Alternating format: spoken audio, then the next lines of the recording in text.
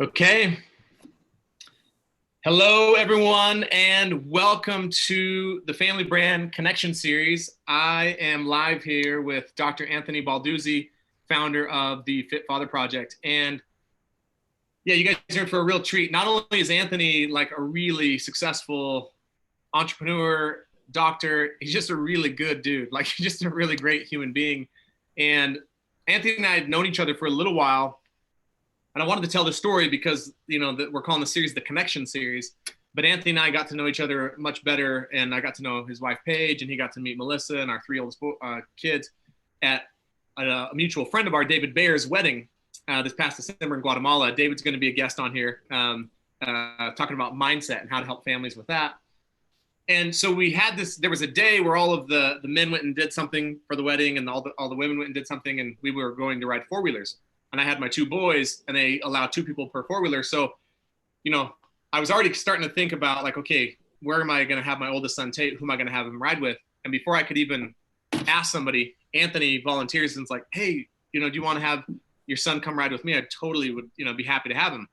So super cool, super kind. And, wasn't just doing it to just help me out. Like, he genuinely connected with Tate, and Tate was really like honored by that. And they shared their love of Brazilian jiu-jitsu. And so it was awesome. And that 2 nights later at the gala,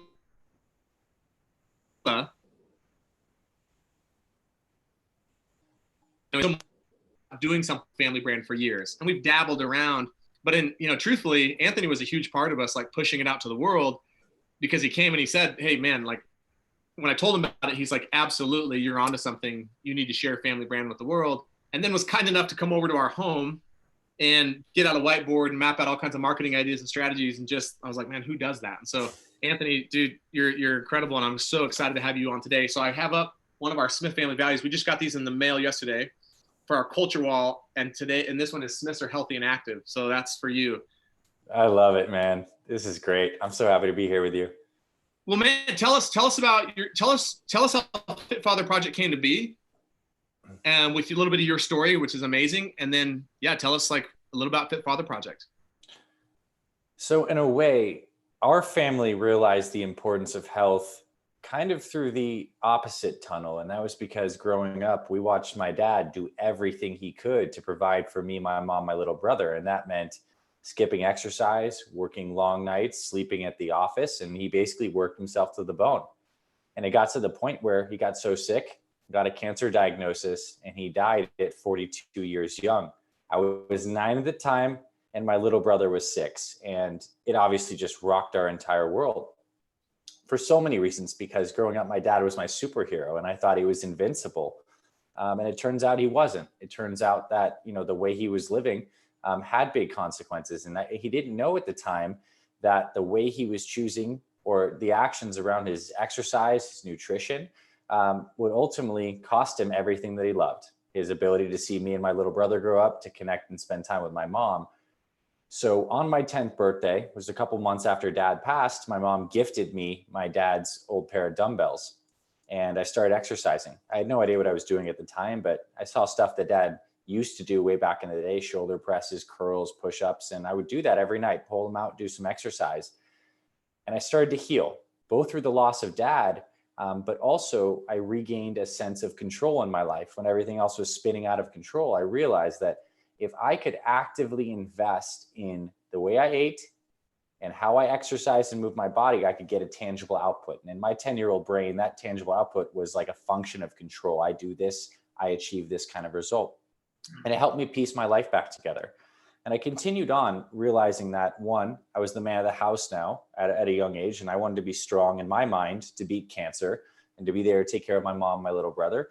And what started those days blossomed into a huge passion that carried on to high school and college and medical school and fitness, personal training, because I see so many people out there who genuinely want to do everything they can to take care of their families, and their health gets put on the back burner. It's so easy because it's something that so many of us say, oh, I just don't have the time to insert exercise, eat healthy, etc. And I help people through the Fit Father Project, to guys in particular like my dad, which is why I started the company, because I know there's a lot of guys like my dad who need the help. make the connection that the health is the foundation of everything you love. It is the foundational value, because when you have your health, you have your energy, you have your presence, you have your ability to show up, you have your ability to go to work and provide for your family, and to have a body that you can continue to journey through life with and make lots of memories and set an example for your kids as well. So we started the Fit Father Project about 10 years ago. And like a lot of us who do run businesses, they take time to get going. But since then, we've helped literally hundreds of thousands of fathers lose weight in over 100 countries. And we started the Fit Mother Project to help women too with specific programs. And what we do is nothing rocket science. We help families establish simple and sustainable routines around their eating, their exercise, their sleep, and create a culture of health in the family so that everyone actually stays on track over the long haul. And that's why when you brought up family brand to me, I'm just like, this is so important, because what we find is that when men and women, fathers and mothers in the household get healthy, it trickles down to the kids, and you can start to create a culture. And our clients and our program members who are most successful are the ones that create an entire ecosystem of health within their families, because then everyone stays healthy together. And ultimately, that's why I'm here too, because I want to help, in addition to sharing the value system that Family Brand helps families create for themselves, talk about health specifically and why I believe it is a core pillar for almost all families, and maybe even some simple tips and strategies we can do to help get our family on board, and stuff we can do to actually produce results. It's amazing. Super, the first time I heard Anthony's story, as a story guy from the Campfire Effect, I was like, that's an amazing story. And I totally see how his life led him here. And I'll tell you, Anthony, we've had the family value. One of our core values is Smiths are healthy and active. We've had it for, 3 years now since we've had our family brand. We've never had him visually displayed until yesterday when our culture wall got here. But when I watched your course, it took on a whole new meaning to me as a father around health. When I would say every morning, we recite our family values every morning, it's like, hey, Smiths are healthy and active, and it's awesome. And we really strive to be healthy and active. And something that's helped us have a greater commitment to being healthy and active is a lot of my clients in the Campfire Effect are health practitioners. Mm-hmm. But I didn't look at health like a responsibility as a father. I just looked at health like it's something I'm interested in, and it's something that I want to do, right? And so what's so interesting to me about that, though, is when I watched your course, I was like, no, I have a responsibility to be healthy for my family. Mm-hmm. I just saw it at a deeper level in a number of ways. One, so that I can provide for them at the highest level, right? My health, but also so that I can just be a demonstration and be an example. Yeah. And so will you just talk to that a little bit about, and the other thing I've seen too is Melissa and I've noticed that when we went from separated, gonna get divorced, right? To crawling and fighting and clawing to what we've had now, it was no coincidence to us that about the time that things started going really, really well for us is around the same time we got super intentional about our health. Mm-hmm. And I have another client his big idea that we helped him come up with in Campfire is how you show up to your health is how you show up to your family, to your business, to your spirituality, everything. So when you talk about the responsibility you feel like we have as parents, talk about how it really is kind of how we show up to everything. And then, but also help people see it doesn't have to be overwhelming, and you don't have to have guilt or shame around it. Absolutely. And I'd actually like to approach this just from a truly experiential standpoint that everyone can connect with right now. And that's that all humans on this planet right now, we're born with the same experience. We're born into this world as conscious beings in bodies. And this body changes, morphs, and grows over the course of our lives. And as we get to a certain age of maturity, we start to make conscious decisions about what we do with our bodies or what we don't do. And then we find that influences our abilities to interact with the things we love and with the world. And then at a certain point, we start creating other conscious humans, and we invite them into the world in the forms of kids. And then they have bodies, and then they go through the same cycle that we do. And this is the story of humanity fundamentally. No matter what we do, no matter where we go, we are in these body vehicles. And when you look at it from almost like a metaphysical standpoint, this body is an accumulation of food, and it has the ability to move. It's the truth. What we eat becomes constituted into our cells, which ultimately creates this neurochemical soup that our brains are in, which ultimately creates our experience of mood and emotion, which obviously affects the color of every single direct experience we have in every single moment. And we've all had experiences of when we're either very sick, we know how hard it is to be cheerful, to be present, to be focused. And we all know when we've felt in good health, and we know how easy it is to be in flow, to show up, to kick ass at that presentation, to be a more patient parent.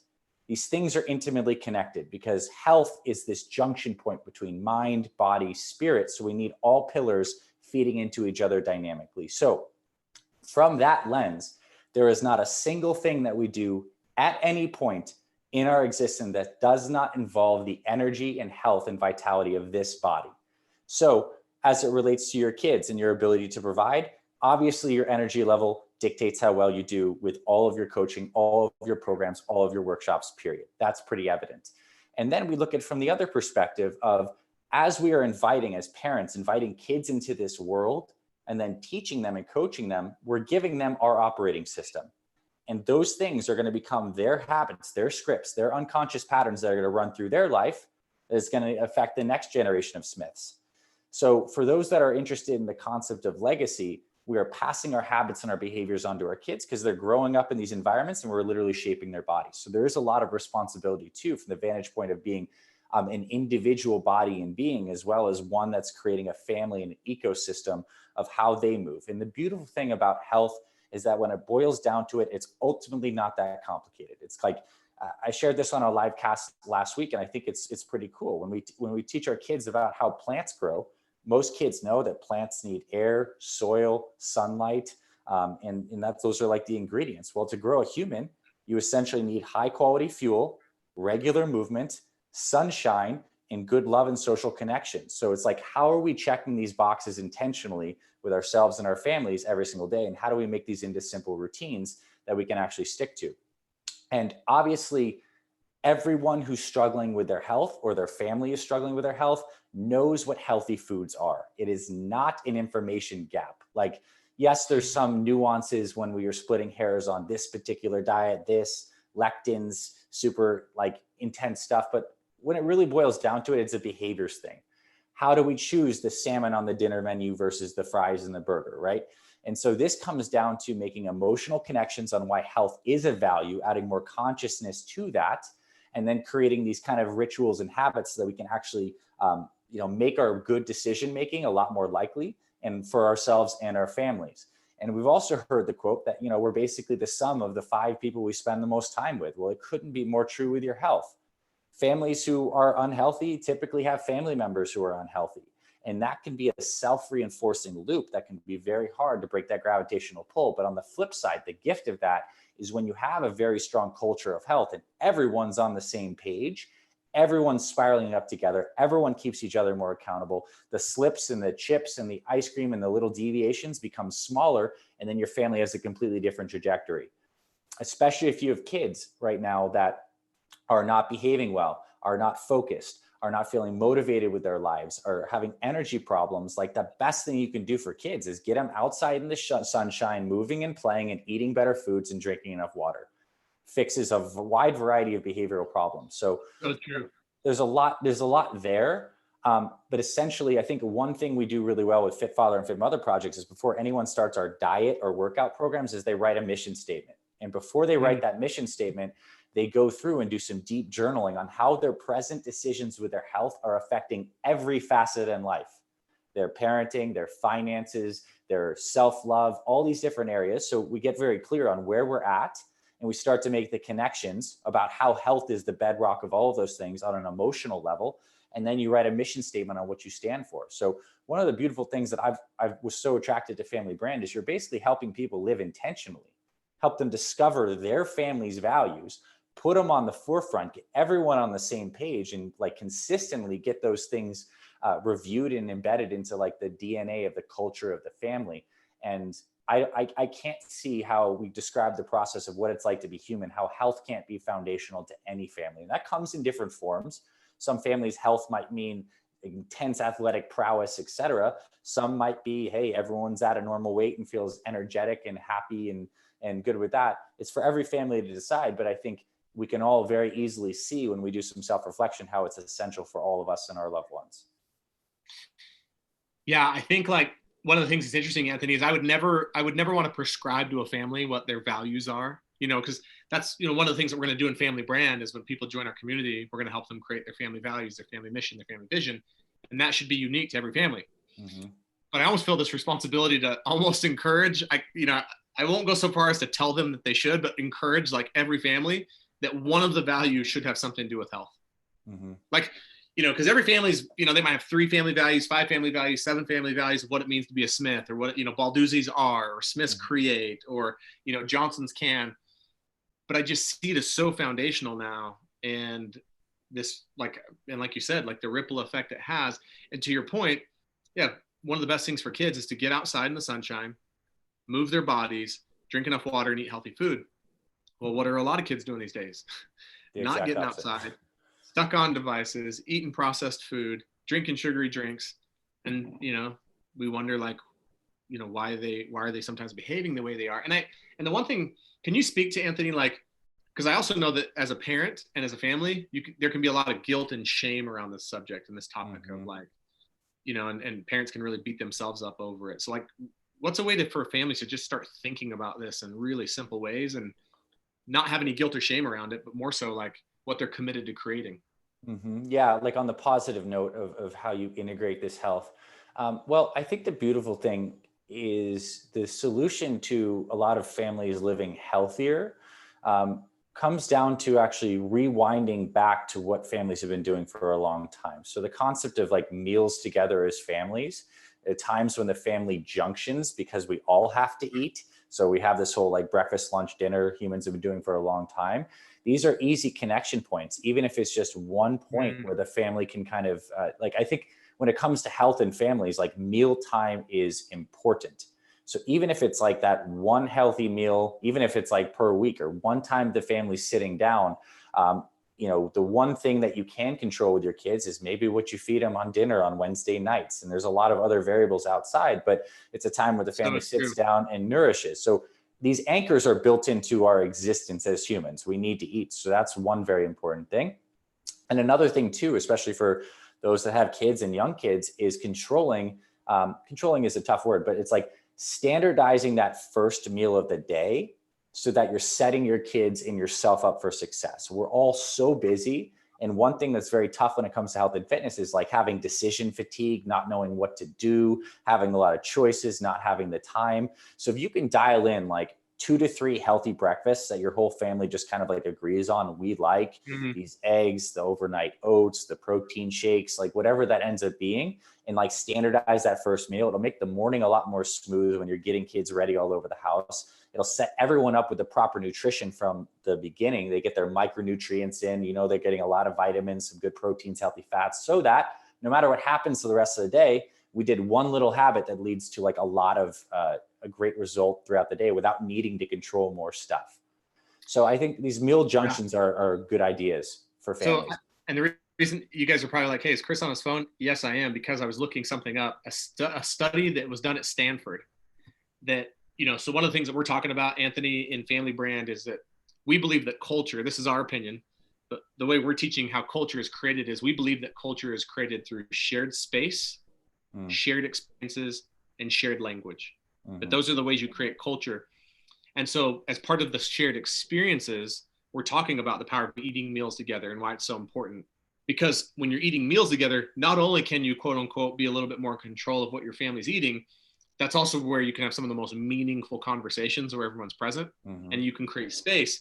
And doing this research about the power of families eating meals together and health, the National Center on Addiction and Substance Abuse, CASA, at Columbia University, says that the more often children eat dinner with their parents, the less likely they are to smoke, drink, or use illicit drugs. The center compared teens who dined with families 5 or 7 times a week compared with those who did twice or less. Those together more often were 4 times less likely to smoke, 2.5 times less likely to use marijuana, and half as likely to drink alcohol. And then the article goes on to just these amazing, just simple, like from 3 meals a week together as a family to like 5 to 7. We did have a question on the Facebook Live. Someone said, any suggestions for a picky eater, like, you know, family members, even adults or kids that just, it's hard to find something healthy for them to eat?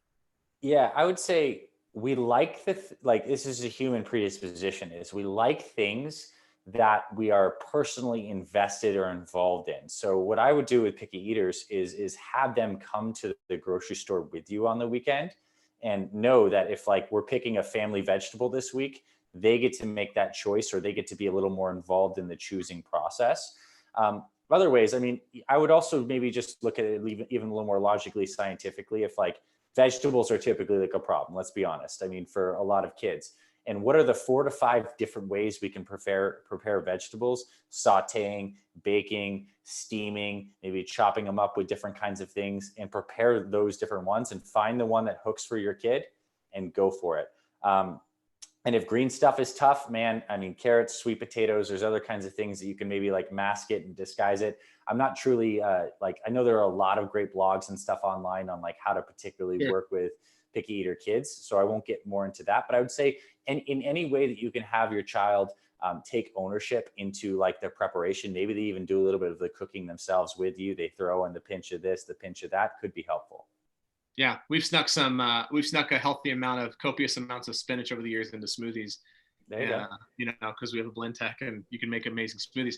So Anthony, speak to, if you can, like, yeah, I mean, you what you guys have created with the Fit Father Project and now the Fit Mother Project is amazing. And I'm in your community. I see what's going on. You're helping men and women lose weight, get in amazing shape, like all over the country, like all over the world. Yeah. So last 2 questions I have is what's something I could do right now as a father or as a mother?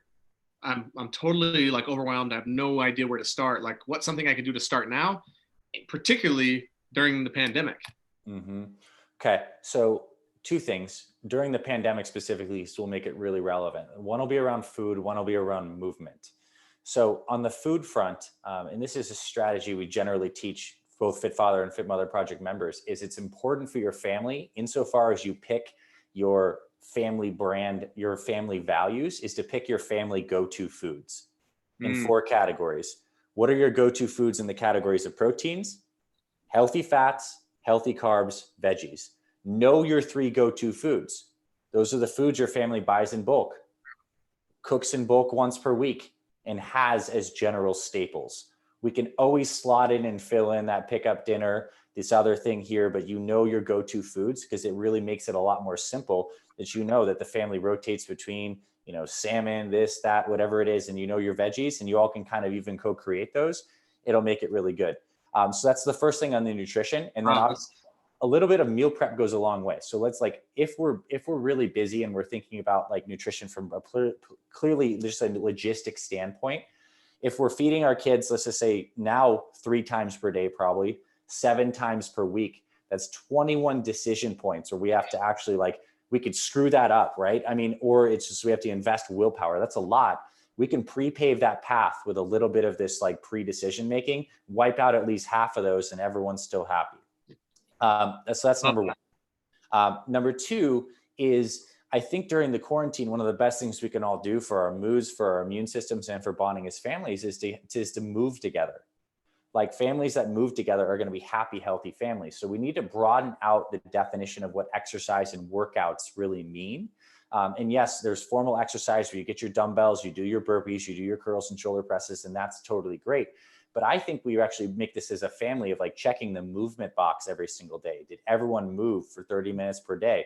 Can we find a way to do this together? Or we can gamify it, maybe put a leaderboard up at your house and everyone checks their movement box. There's prizes for everyone who does it. Everyone gets stickers. There's so many different ways you can do it. But moving the body is really what we're meant to do. If you look at the research from the longest living people around the world, the centenarians, these people are not doing P90X. They're farming, they're walking, you know, they're doing different, they're just moving their bodies actively and they're joining each other for meals.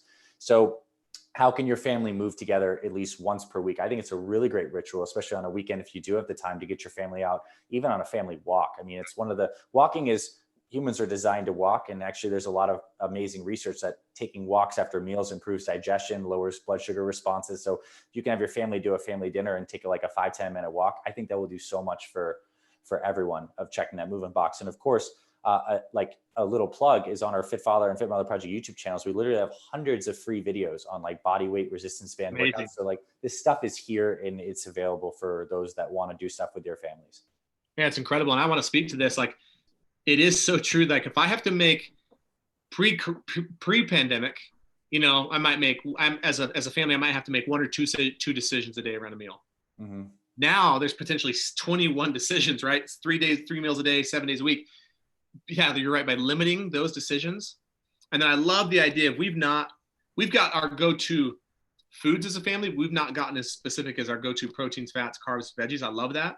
One of the things that we did, Anthony, as an experiment that might be useful for some of the families out there is, you know, Melissa and I were like, hey, let's just kind of imagine the worst. Like, let's assume that you can't get any food for a month, right? Mm-hmm. Like, what we decided to do is we decided to create a weekly meal plan that had all 21 meals laid out that we would just repeat for a month. Because we're like, look, if you had to, I could eat the same thing, but every day I'm eating a different meal, right? But it's like, I could eat the same thing every day, you know, for 4 weeks. And then the idea was that whatever we ate not the night before for dinner became next day's lunch. Again, to simplify another, like, but it just took all this pressure off. And then Melissa and I were able to go to the grocery store, buy a bunch of stuff in bulk. I mean, but I didn't think about it now. It's like, yeah, that's just one less decision we have to make on top of like now everyone's homeschooling, running their businesses from home. So I love that your go-to proteins, fats, carbs, and veggies. And then I'll tell you, man, the movement, one of our family values is Smiths can talk about anything without judgment. And we really try to live that. And so we try to spend a lot of time one-on-one with our kids, and that can get, you know, difficult at times with 5 kids. But Tate and I, about a week into the whole pandemic and quarantine, he and I were spending some time alone in our backyard. And, you know, we just have certain questions we ask each other on these one-on-one like kid dates. And I was just asking Tate, like, hey, what's present for you, right? Mm-hmm. And he's like, well, I feel a bit purposeless. And, you know, I said, why? And he said, well, I can't go to jujitsu. I'm not able to see, you know, my friends, not able, like all the stuff that he kind of had as his identity. And I said, what would make a difference for you? Because Melissa and I had been pretty good about getting up and working out together in the mornings and prior to the, you know, quarantine, going to the gym. But he said, I think it'd be really to do a family workout. Nice. And I was like, yes, Mr. Healthy and Active. Like, why didn't I think of that? You know, Tate had the idea. And so I was like, yeah, let's do that. And so for the last 3 weeks, it's on the family calendar now, which is one of the things that we really believe in always, but especially a time like now, having a daily family calendar that people can rely on, like knowing we're going to eat meals and stuff. So it's on the family calendar at 8:30 every morning. We do a family workout. And man, nice. For our family to go move in the morning together. And sometimes it's like, and everyone gets, you know, my oldest to youngest, I do Mondays workout. Melissa does Tuesdays. Nice. And then every kid gets to pick it. You know, and some days the workout is like, how fast you can go down the slide on the playground and then run back up. We do 5 rounds of it. But it's just what I've always known that intuitively, like, yeah, families that eat together, stay together. Families that work out together probably stay together. But it's just shown me in a whole different light. Like what coronavirus has highlighted for me in quarantine is really how important, like foundationally, health and movement is, and especially as a family and doing it together. And I love that your kids are taking ownership too. It really speaks to that point of like invest and they take ownership of something. Be a lot more to it. So Tate obviously proposed that. Everyone's picking a workout, which is amazing. And one other thing I'd like to add, because I know we're coming to the close of our time together here, is that it's really important to teach kids, because we're not born with the knowledge of like how this body actually works, but all of our kids do have goals. They have things that they're interested in, whether it's jujitsu, being the fastest kid on the playground, getting better at video games, whatever that ends up being for your kids, is helping them to make the connection that the things that they actually put into their mouth and the foods that they drink actually makes them better or worse at that particular thing. And helping them make that connection is going to make it a lot easier that they might actually want to eat healthy. Because when I learned that when I was 10, I stopped having birthday cake and when 10 years old. And it was easy, because I was like, I wanted to go this way, and it was in line with my goals, and I took some ownership over it. So this has been awesome. And it's true. It really is. So we got to teach our kids that your body's like made up of the foods that you want. And if they want to be faster and stronger and more energetic and better at jujitsu, then these are the things that help them, you know, move forward toward that goal. And the reason I love that so much is because kids probably won't make that connection, because it's like the thing that like adults often hate about kids is like they could eat like a candy bar for every meal, Right. still have a six pack at the end of the day. A lot of kids can. So they're not, they probably won't make that connection. Right. But I love that idea. It's like, hey, if this is something you really want to go after, you have to know that what you put in your body is getting you closer to that faster, or it's getting you further away from that, or going to take you longer to get that. Anthony, man, you're amazing. So I would really encourage all of you guys to go to Fit Father Project, go to the Fit Mother Project, check out their free resources on YouTube. They have an awesome community. Anything, last words of wisdom or anything you'd share with us, Anthony? I think we covered it. This is a wonderful conversation, and I'm just happy to be here and happy to be a part of this, Chris. Okay. Thank you guys. Thanks, Anthony. I hope you guys check them out. And yeah, we'll be on here multiple times over the next, coming days and weeks with more amazing speakers just like Anthony. Thanks, everyone. Bye-bye.